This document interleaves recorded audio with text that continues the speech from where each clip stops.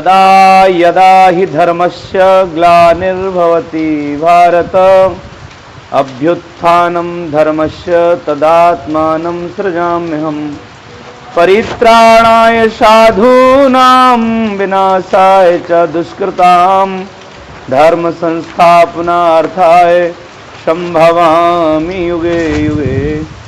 जन्म कर्म च मे दिव्यमेवं यो वेत्ति तत्त्वता त्यक्त्वा देहं पुनर्जन्म नयति मामेति सोऽर्जुन।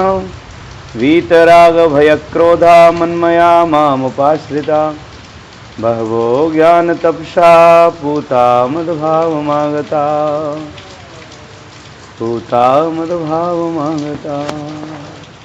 वसुदेवसुतं देवं कंसचाणूरमर्दनं देवकी परमानन्दं कृष्णं वन्दे जगद्गुरुं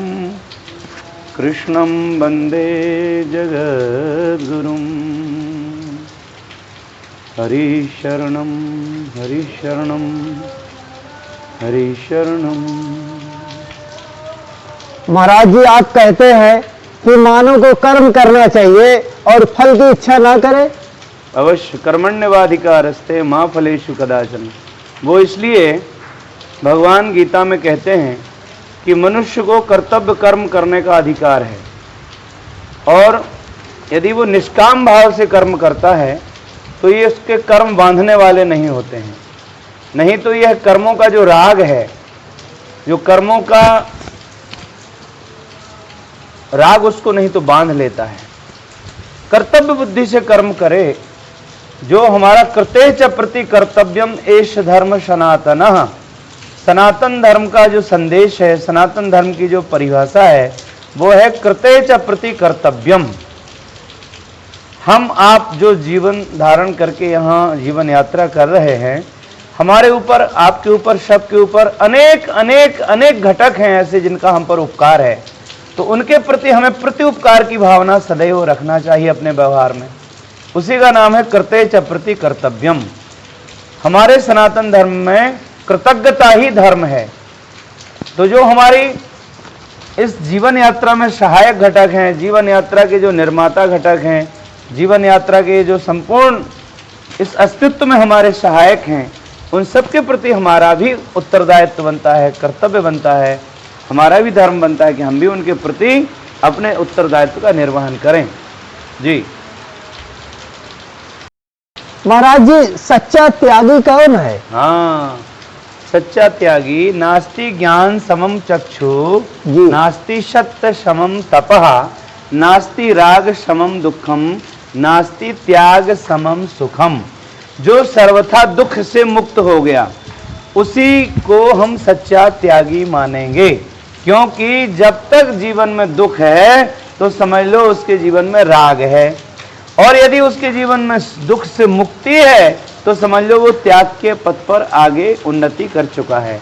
माने उसकी प्राप्त परिस्थिति से हमको ज्ञात होगा कि ये जो व्यक्ति है जिसके जीवन में राग से जो दुख मिलता है, ये राग मुक्त है तो दुख मुक्त है। क्योंकि राग से ही दुख होता है और त्याग से सुख होता है।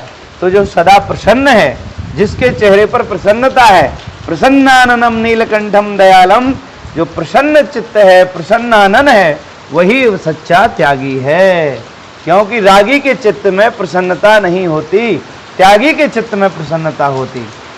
हाँ जी।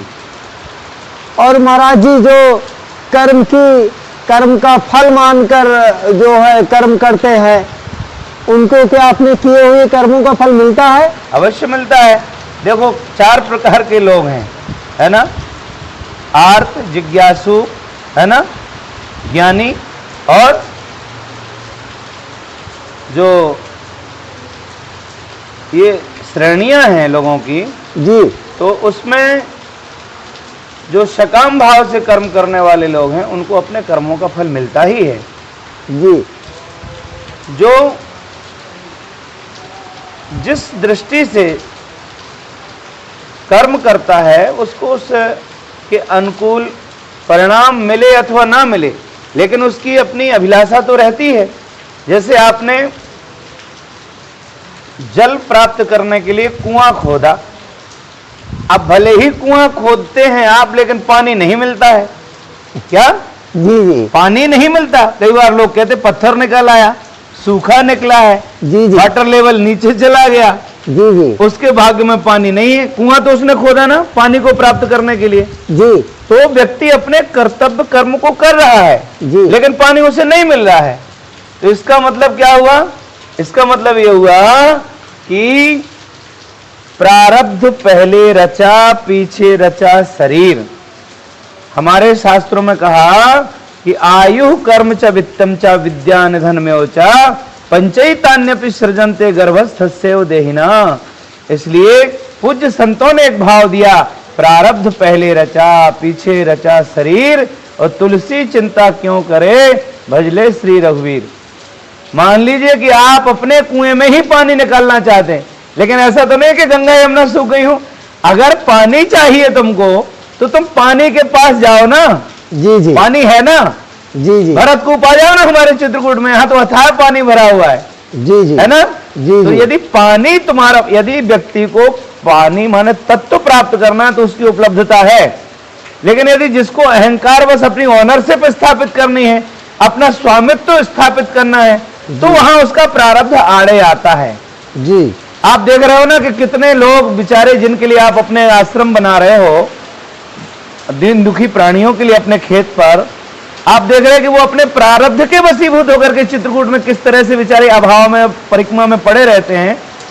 ठीक है, उनका अपना प्रारब्ध है, लेकिन कामतानाथ जी की शरण में जब उनकी तलैटी में आ जाते तो लोग उनको बना बनाया भोजन उनकी आसन पर ही उपलब्ध कराते हैं ना।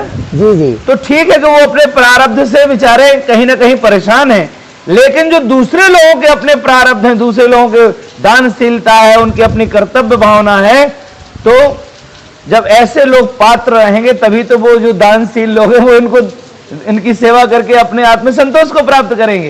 ये साइकिल है एक पूरी, भाई कोई अभाव में तो कोई प्रभाव में, अब वो उसका अन्योन्य आश्रित एक दूसरे का पूरक है। तो इस सृष्टि में ये व्यवस्था ईश्वर की बनी हुई है, कर्मों का भी फल मिलता है। जिसने ऐसे कर्म किए, किसी को कुछ दिया नहीं, वो बेचारे अभाव में चले गए, होते हुए भी नहीं दिया तो आज वो अभाव में चले गए। लेकिन अभी जो लोग इन अभावग्रस्त लोगों को दे रहे हैं, देने का जिनके संस्कार है, ठीक है ना, तो वो निरंतर दूसरों को प्रेरणा भी दे रहे हैं कि भाई अगर है अपनी आवश्यकता से ज्यादा तो दूसरों को भगवान का परिवार मान करके उनकी सेवा करो। तो इस संसार में अच्छा बुरा दोनों एक साथ चलता है। जैसे नदी के दो किनारे, एक किनारे का नाम अनुकूलता है, दूसरे किनारे का नाम प्रतिकूलता है। जीवन रूपी नदी के दो किनारे होते हैं, एक का नाम अनुकूलता है, दूसरे का नाम प्रतिकूलता। तो इस जीवन में ये द्वंद्व हमेशा साथ में रहेगा। जब तक आपका तुलनात्मक बोध नहीं होता है तब तक आपके मन में बड़ा अलग तरीके का एक तनाव रहता है। और जब व्यक्ति को इस संसार का, इस जीवन का तुलनात्मक बोध हो जाता है कि अरे इस संसार में तो अंधेरा रहेगा तभी प्रकाश परिभाषित होगा, बेईमान लोग रहेंगे तभी ईमानदारी परिभाषित होगी, पिक्चर में विलेन होगा तभी जाके हीरो प्रकाश में आएगा। तो इसका जो उभय पक्ष है, जब तक दोनों का बोध नहीं होगा तब तक व्यक्ति का बोध जो है सम्यक नहीं होता है। इसलिए आवश्यकता है कि समाज में, जैसे हमने अभी शुरुआत की है, हम यहाँ रामसैया में रहते हैं और हम स्कूलों में जाते हैं। अगर आपको समय मिला करे तो कमलेश जी, आपका ये जो सनातन दर्शन चैनल है, इसके सभी शुद्धि दर्शकों का हम बहुत बहुत शुभकामना प्रस्तुत करते हैं। और हम चाहते हैं कि हम रोज बाल सभा कर रहे हैं, हम भारत के स्कूलों में जाकर के बच्चों से संवाद करते हैं, फिर गाँव में जहाँ वो रहते हैं वहां उनका हम एक न्यायबोधि बाल संसद का हमने गठन किया है। न्यायबोधि बाल संसद जो पूछ रही है इस देश की व्यवस्था से कि भला बताओ 80 करोड़ लोग शराब की दुकान पर शराब कैसे खरीद रहे हैं, यदि वो 5 किलो अनाज के लिए गरीबी रेखा से नीचे जीवन जी रहे हैं तो 70-75 रुपए का जो पानी का पौआ है शराब वाला, वो कैसे वो खरीद पा रहे हैं। तो भैया व्यवस्था में बहुत अंधकार है। अभी हम चाहते हैं कि आपके चैनल के माध्यम से समाज में चेतना का जागरण हो। और हमारा दृष्टिकोण ये है कि जो सत्ताएं हैं, धर्म सत्ता, राज सत्ता, अर्थ सत्ता, ये तीनों की तीनों कंपैक्ट हैं, ये गिरोह बना हुआ है इनका। और इस गिरोहबंदी ने समाज का भय आस्था प्रलोभन के माध्यम से शोषण कर रखा है। हम चाहते हैं कि भय आस्था प्रलोभन का ये जो इन्होंने व्यूह रचना की है, जकड़ रखा है समाज को, बांध दिया उनके गले में रस्सियों को, इस समाज का हम चाहते हैं कि एक ऐसा स्वरूप बने जिससे लोगों का जीवन अभय को प्राप्त हो, लोग स्वस्थ हों, प्रसन्न हों, यशस्वी बने। इसके लिए हमारा एक पूरा अभियान है विवेक जागरण का, कर्तव्य बोध का। हम निरंतर इसको आगे कर रहे हैं। आपके चैनल को यदि इस कार्यक्रम को रिकॉर्ड करना है तो हम स्कूलों में जाते हैं, आप हमारे साथ चलें, बच्चों के साथ संवाद को आप रिकॉर्ड करें, जन जन तक हमारी भावनाएं पहुंचेंगी। लोगों से हम निवेदन करेंगे कि इस समाज में, भारत जैसे देश में गरीबी जैसा जो कलंक है ये बिल्कुल नहीं रहना चाहिए, क्योंकि हमारे पास 26 तरह का क्लाइमेट जोन है। हमारे प्रकाश जो हमारे साथ जो आर्थिक आतंकवाद जो खिलवाड़ कर रहा है, हम भारत के लोग यदि सही दिशा में पुरुषार्थ करें तो हम दुनिया के बांटने वाले लोग हैं, हम दुनिया को बांटने वाले लोग हैं, हम बटोरने वाले नहीं हैं। लेकिन आज हमारे देश के लोग कंगाली के कगार पर हैं। 80 करोड़ लोग 5 किलो अनाज खा रहे हैं लाइन में लग करके। ये भारत के लिए बड़े कलंक की बात है। भारत जैसा उत्पादक देश जिस पर पूरी प्रकृति भगवती की कृपा है, सूर्य नारायण की कृपा है, लेकिन दुर्नीतियों के चलते अंग्रेजों ने जो सत्ता का हस्तांतरण किया है, ट्रांसफर ऑफ पावर एग्रीमेंट, ये बहुत ही घातक है। और इस देश के जो दलाल और दोगले डबल स्टैंडर्ड लोग हैं वो सिस्टम को हैंडल कर रहे हैं। इसलिए जो भ्रष्ट ब्यूरोक्रेट्स हैं, भ्रष्ट पॉलिटिशियन हैं और भ्रष्ट कॉर्पोरेट्स हैं, और उसी के साथ जो भ्रष्ट मठाधीश हैं जो गलत आदमी की पीठ थपथपा के उनको मंचों पर स्थान देते हैं, ऐसे इस भ्रष्टाचार के पूरे गिरोह को हम समझते हैं और हम समाज की चेतना तक इनके पूरे के पूरे चेहरे को ले जाना चाहते हैं। अगर आपका चैनल इसमें आगे आए तो बहुत बहुत स्वागत है। जी महाराज जी, बिल्कुल मैं चला करूंगा महाराज जी, बिल्कुल जब आपका आदेश होगा। तो भगवती गीता का तो ऐसा है कि गीता शास्त्र मिदम पुण्यम या पठेत प्रयता पुमान विष्णु पदम वापनोति भय शोकादि वर्जिता गीता अध्ययनशीलस्य प्राणायाम परस्यचा नैव शन्ति ही पापानि पूर्व जन्म कृतानि च मल निर्मोचनम पुंसाम जल स्नानम दिने दिने शकृत गीताम वसी स्नानम संसार मलनाशनम गीता सुगीता कर्तव्या किमन्नई शास्त्र विस्तरै या स्वयं पद्मनाभस्य मुख पद्माद विनिश्रिता भारतामृत सर्वस्वम विष्णोर वक्त्राद विनिश्रितम गीता गंगोदकम पीत्वा पुनर्जन्म न विद्यते। संपूर्ण वेदों का सार उपनिषद है, उपनिषदों का सार श्रीमद् भगवत गीता जी है, भगवान की साक्षात वाणी है। और भगवान की वाणी का सार भगवान की शरणागति है। भगवान कहते हैं सर्वधर्मान परित्यज्य मामेकम शरणम व्रज अहम त्वा सर्व पापेभ्यो मोक्षयिष्यामि मा शुचा। 18वें अध्याय में भगवान अर्जुन को यह आश्वस्ति दे रहे हैं कि तू मेरा बन जा। अरे तू मेरा बन के तो देख, तुझे सबका ना बना दूं तो कहना। यही मैं सारी जनता जनार्दन से निवेदन करूंगा कि प्रभु के बन जाओ। सभी बोलो, सभी दर्शक बोलो मेरे साथ, हम सब भगवान के ही हैं। हम जहां भी रहते हैं भगवान के ही दरबार में रहते हैं। हम जो भी शुभ काम करते हैं भगवान का ही काम करते हैं। शुद्ध सात्विक जो भी पाते हैं भगवान का ही प्रसाद पाते हैं और भगवान के दिए प्रसाद से भगवान के ही जनों की सेवा करते हैं। तो भैया तुम्हारी ममता और अहमता की शुद्धि हो जाएगी और तुम भगवान के जन बन जाओगे। मैं हूं श्री भगवान का, मेरे श्री भगवान, अनुभव यह करते रहो तज ममता अभिमान। इसी बात को भगवान 18वें अध्याय में प्रस्तुत करते हैं और यही गीता जी का संदेश है कि तुम भगवान के बन जाओ। क्योंकि भगवान कहते हैं ममैवांसो जीवलोके जीवभूतः सनातनः मनः षष्ठानि इंद्रियाणि प्रतिष्ठान कृष्यति। तुम सर्वकाल में भगवान के थे, भगवान के हो और भगवान के रहोगे। इसलिए अपने अंदर का अहम पद और मम पद शुद्ध करने के लिए संत सुतीक्षण जो भाव प्रस्तुत करते हैं ठाकुर जी से कि अस अभिमान जाई जनि भोरे मैं सेवक रघुपति पति मोरे। क्योंकि जग की सेवा खोज अपनी प्रीति प्रभु से कीजिए और जिंदगी का राज है जानकर जी लीजिए। हमारे संतों ने यही कहा कि ग्रंथ पंथ सब जगत के बात बतावत तीन और राम हृदय मन में दया तन सेवा में लीन। यही है भारतीय संस्कृति की उच्चता, पराक यहाँ की उत्कृष्टता। तो इसको हम सब भारतीय लोग धारण करें। यह शरीर एक दिन खत्म हो जाएगा, क्षण भंगुर है। जब तक आपके पास ये साधन शरीर है, श्वासा आपके पास है, जिंदगी वर्षों में नहीं मिली, गिनी गिनाई सांसें मिली हैं। जब तक ये मनुष्य तन दुर्लभ है, अच्छे काम करो, दूसरों को अच्छी फीलिंग दो, सबका सम्मान करो, सबको सुख पहुंचाओ। 4 वेद 6 शास्त्र में बात लिखी है, दोए सुख दीने सुख होता है, दुख दीने दुख होए। प्रेम से महाराज जी आप कहते हैं जो पुरुष सच्चिदानंद परमात्मा को प्राप्त हो जाता है फिर उसका इस क्षण भंगुर नाशवान अनित्य संसार से कुछ संबंध नहीं रहता। हाँ जी। तो महाराज जी सच्चिदानंद है कौन? सच्चिदानंद रूपाय विश्वोत्पत्त्यादि हेतवे तापत्रय विनाशाय श्री कृष्णाय वयम नमः। ये जो सामने भगवान बैठे हुए हैं मंदिर में, श्री सीताराम जी, श्री राधा कृष्ण जी, यही सच्चिदानंद है। सच्चिदानंद रूपाय विश्वोत्पत्त्यादि हेतवे तापत्रय विनाशाय श्री कृष्णाय वयम नमः। बंसी विभूषित करान नवनीरदावात पीतांबराधरुण बिंब फलाधरोष्ठात् पूर्णेन्दु सुंदर मुखाधर विंद नेत्रात् कृष्णात् परम किमपि तत्त्वमहं न जाने। यह सच्चिदानंद साक्षात श्री कृष्ण है। हाँ भैया जी जी। अब महाराज जी प्रारब्ध क्या है? प्रारब्ध 3 प्रकार के कर्म। देखो, प्रारब्ध कर्म, संचित कर्म, क्रियमाण कर्म। जो पहले आपने किया है ना, जी उसका जी। जो आपको जी जी। जो आपको प्रारब्ध जो है, आपके पूर्व कर्मों का जो फल है वो प्रारब्ध है।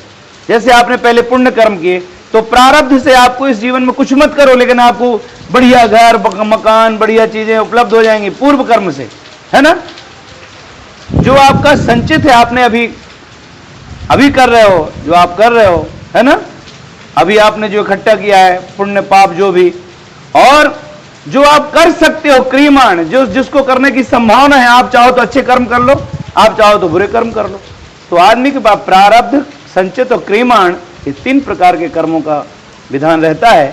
तो प्रारब्ध पहले रचा, पीछे रचा शरीर। इसलिए प्रारब्ध में आयु कर्म च वित्तम च विद्या न धन में चा पंचैतान्य सृजनते गर्भस्थस्य उदयना, है ना। जी जी। हाँ, सदगुरु वैद है, सदगुरु वैद बचन विश्वासा और संयम यह न विषय की आशा। सदगुरु वह है जो आपको अज्ञान के अंधकार से ज्ञान के प्रकाश से आलोकित करे आपके जीवन को।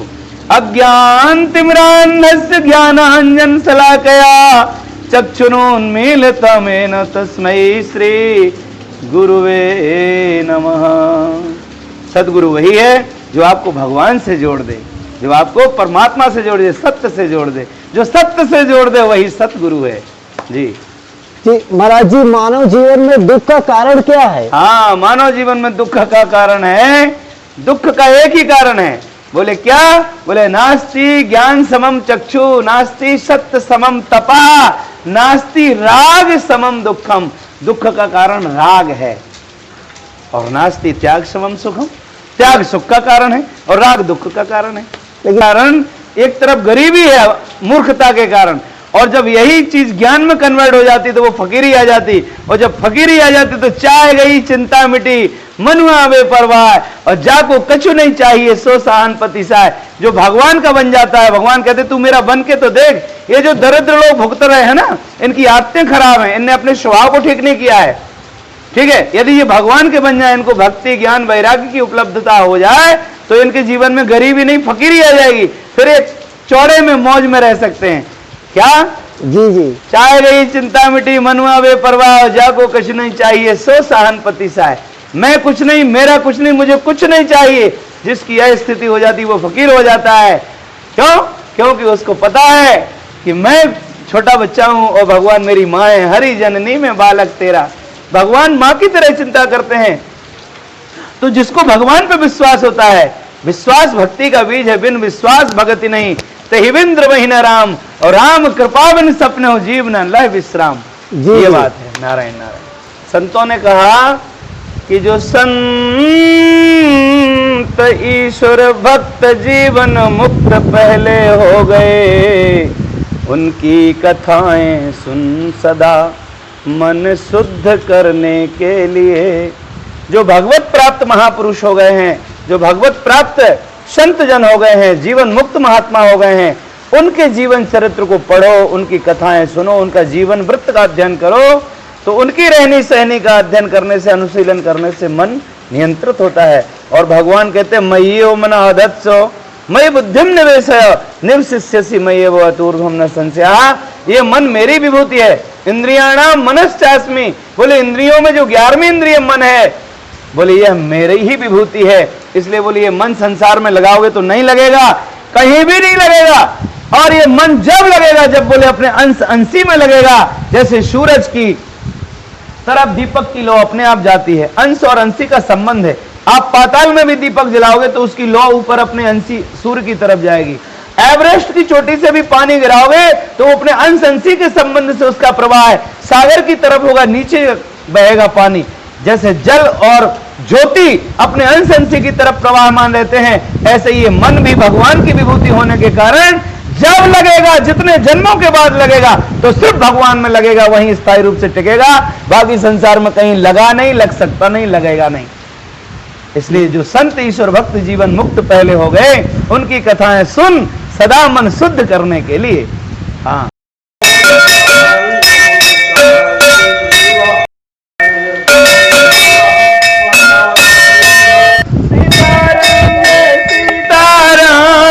सीताराम सीताराम सीताराम जय सीताराम। श्री गुरु रामानंद भगवान सीताराम सीताराम सीताराम सीताराम। हर हर हर महादेव, हर हर हर महादेव। बोले वर्णम सर्वव्याधि विनाशनम श्री हरि चरणामृतम पीत्वा पुनर्जन्म न विद्यते।